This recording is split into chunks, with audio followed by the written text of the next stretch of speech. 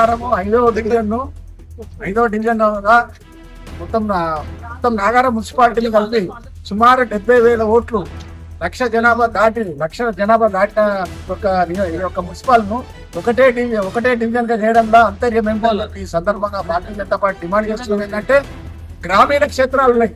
భోగారం కానీ కరీంగూడెం కానీ రాంపేల్ దాయర కానీ హోమకుంట కానీ గ్రామీణ క్షేత్రాలు ఇక్కడ వ్యవసాయ ఆధారంగా జీవిస్తున్నారు. వాళ్ళని కూడా తీసుకొచ్చి జేఎస్ఎంసీలో కలిపితే ఇలా హ్యాబిట్స్ లో కట్టే ట్యాక్స్ ను భోగారం గ్రామ ప్రజలు కట్టాలంటే ఎట్లా సాధ్యమైందని చెప్పి భారతీయ జనతా పార్టీ అడుగుతుంది.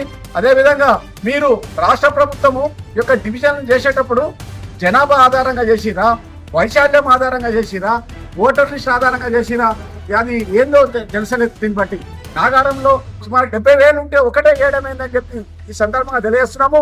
పక్క మండలాలలో గట్కేసర్ కానీ, ఆదిలాబాద్ కానీ, తర్వాత కొంపేలి కానీ, తుప్పుడ కానీ 25,000 ఓట్లకు ఒక డివిజన్ చేసింది. కానీ ఒక నాగారంలోనే మాత్రము 75,000 దాటినా కూడా ఒకటే డివిజన్ చేయడం అంతరం ఏమిటి?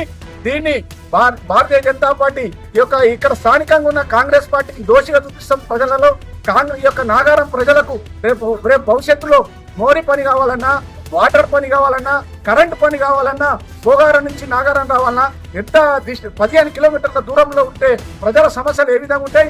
ఈ యొక్క నాగారం ప్రజల ఉసురు పోసుకుంటున్నది ఈ రాష్ట్ర ప్రభుత్వము. అదేవిధంగా ఈ యొక్క స్థానిక కాంగ్రెస్ పార్టీ కూడా దీన్ని బాధ్యత వహించాలి.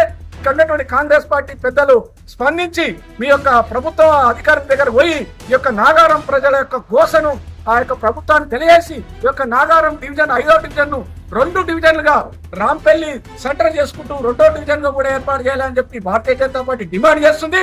అదేవిధంగా ఈ యొక్క నాగారం మున్సిపాలిటీ బౌండరీస్ చూసినప్పుడు భోగారంలో హోలీమేరీ కాలేజీ, అదేవిధంగా 83, 84 సర్వే నెంబర్ చూపించారు. కానీ భోగారం ఆమ్లెట్ విలేజ్ అనే పర్షగూడెం ఎక్కడ పోతుంది? ఆ పర్షగూడాన్ని ఈ యొక్క డివిజన్ లో ఎక్కడ చూపిస్తలేరు. సుమారుగా ఒక 150 ఓట్లు 500 జనాభా ఉన్నటువంటి ఒక ఆమ్లెట్ విలేజ్ మొత్తం మర్చిపోయింది రాష్ట్ర ప్రభుత్వం. అంటే ఈ యొక్క ప్రభుత్వానికి ఏ విధమైన తెలివిందో ఈ సందర్భంగా తెలుస్తుంది. కాబట్టి మీరు ఈ యొక్క నాగారం 5వ వార్డును 2 డివిజన్లుగా చేయకపోతే భారతీయ జనతా పార్టీ ఆధ్వర్యంలో ఈ యొక్క ప్రజల అందరి యొక్క సహకారంతో ఈ యొక్క రాష్ట్ర ప్రభుత్వం మీద ఈ యొక్క ఉద్యమం చేపడతామని చెప్పి భారతీయ జనతా పార్టీ తరఫున తెలియజేస్తూ ఈ యొక్క భవిష్యత్తులో 5వ వార్డును 2 వార్డులుగా విభజించాలని చెప్పి కోరుచున్నాము.